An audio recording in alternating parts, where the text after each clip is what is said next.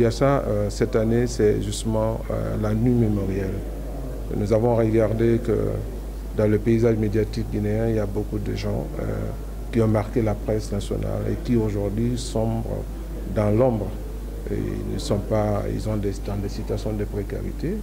On se dit, tiens, avec l'esprit de solidarité, l'altruisme et l'humanisme qui caractérisent aussi le Yassado, on a dit qu'il faut penser à ceux-là, aller les honorer pendant qu'ils sont vivants, pour que demain au moins que leurs enfants, leurs proches puissent dire oui, quelque chose a été fait dans ce sens. Et je pense que nous sommes tous dans la même dynamique, parce que la cause pour laquelle nous œuvrons, c'est juste pour la solidarité avec nos confrères et nos consoeurs qui sont journalistes.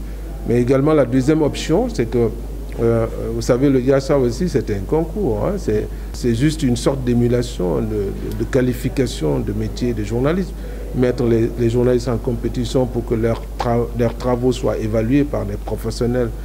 Je pense que c'est quand même quelque chose qui est important pour les futurs récipiendaires. Ils se diront, oui, nous avons quand même fait quelque chose, nous sommes sur le chemin. Il y a 24 prix, certes. Et nous, en tant que membre président du jury, nous avons des critères.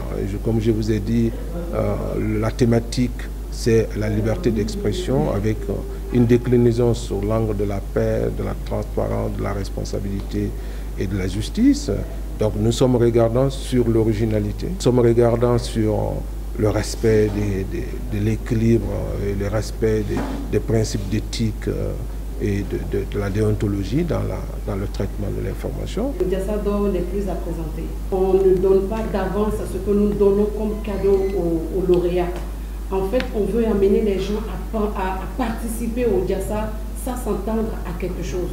Comme l'a dit mon DG, c'est-à-dire participer à un concours, c'est s'évaluer toi-même. C'est voir ton niveau.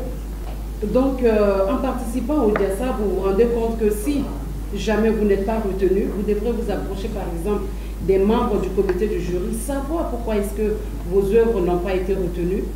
Et cela vous amènera à coup sûr à vous améliorer, à savoir ce qu'il faut faire la prochaine fois ou ce qu'il ne faut pas faire, ou comment est-ce que vous pouvez vous-même vous améliorer dans votre organe de presse, ce qui est très important. Donc nous, on ne donne pas nos cadeaux, on t'avance.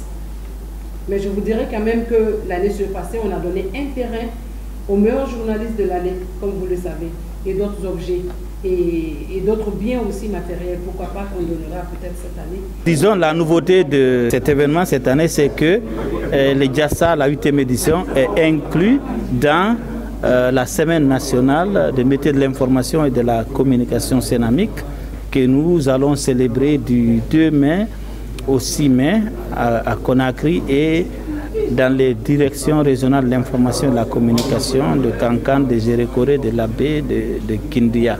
Donc ça, c'est la nouveauté. L'autre nouveauté, c'est la participation ou le partenariat que nous avons avec l'agence Yassa Multicommunication. Ça démontre également que nous sommes dans l'organisation de la Semaine nationale des métiers de l'information et de la communication avec toutes les organisations professionnelles des médias et aussi avec les structures syndicales des médias, le syndicat de la presse privée et le syndicat de la presse publique. Nous travaillons avec toutes ces organisations afin que cette Semaine nationale des métiers de l'information et de la communication soit une réussite.